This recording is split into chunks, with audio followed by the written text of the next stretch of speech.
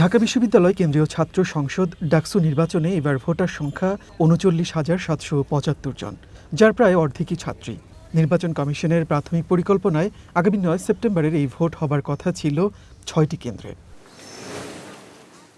বেগম রোকেয়া শামসুন্নাহার ও সুফিয়া কামাল হলের ভোটারদের জন্য নির্ধারিত ভোট কেন্দ্র ছিল কেবল টিএসসি, কিন্তু একটি ভোট কেন্দ্রে ৩টি হলের ভোটারদের ভোট নেওয়া চ্যালেঞ্জিং।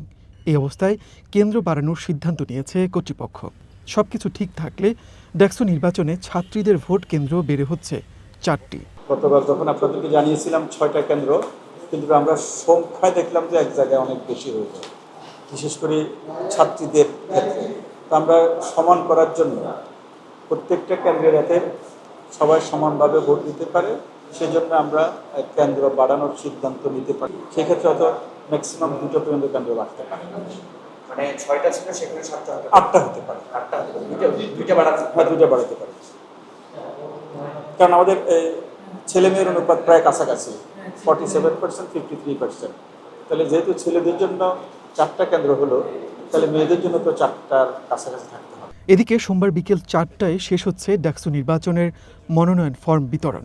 চিফ রিটার্নিং অফিসারের কার্যালয়ের এখন তাই শেষ মুহূর্তের ব্যস্ততা। কেউ ফর্ম তুলছেন, আবার কেউ তা জমা দিচ্ছেন। এবারের ভোটে স্বতন্ত্রভাবে সাধারণ শিক্ষার্থীদের প্রার্থী হবার প্রবণতা বেশি দেখা যাচ্ছে। তারা বলছেন, এবারের ভোট নিরপেক্ষ ও প্রভাবমুক্ত হবে জেনেই তারা প্রার্থী হচ্ছেন। ইলেকশনের অবস্থা অনেক ভালো, কারণ বলা যায় হচ্ছে অনেক বছর পরে এটা যে ডাকসুটা হচ্ছে, এটা হচ্ছে এবার অনেকটা নিরপেক্ষভাবে হচ্ছে। কারণ আপনারাও দেখবেন যে বিভিন্ন দল বাদেও বিভিন্ন স্বতন্ত্র প্রার্থী যারা হচ্ছে আগে হয়তো বা খুব একটা অ্যাক্টিভ ছিল না পলিটিক্যালি, কিন্তু তারাও চায় যে তারা হচ্ছে কিছু করবে ক্যাম্পাসের জন্য, মানুষের জন্য। তারা হচ্ছে গিয়ে আসছে, তারা এসে হচ্ছে তারা কাজ করতে চাচ্ছে। তো এটা দেখে কিন্তু আসলে বোঝা যায় যে কীভাবে হচ্ছে গিয়ে আমাদের এখনকার জিনিসপত্র চলছে, যে জিনিসটা খুবই নিরপেক্ষ হচ্ছে এবং ফিল্ড খুবই ভালো আর কি। ডিমান্ড করব আমার ভার্সিটির স্টুডেন্টদের যে আমি একা আগাবো না, সবাইকে নিয়ে এগোতে চাই। কারণ একা এগোয় সে সাকসেস না, সেটা নিজের গ্রোথ। আমি চাই আমার ভার্সিটির গ্রোথটা যেন হোক।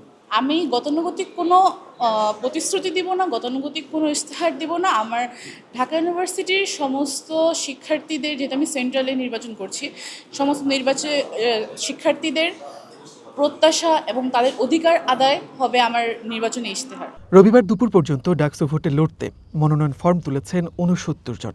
তবে এখনও ফর্ম তুলেননি ছাত্রদল, ছাত্র শিবির, গণতান্ত্রিক ছাত্র সংসদ কিংবা বাম ছাত্র সংগঠনের প্রার্থীরা।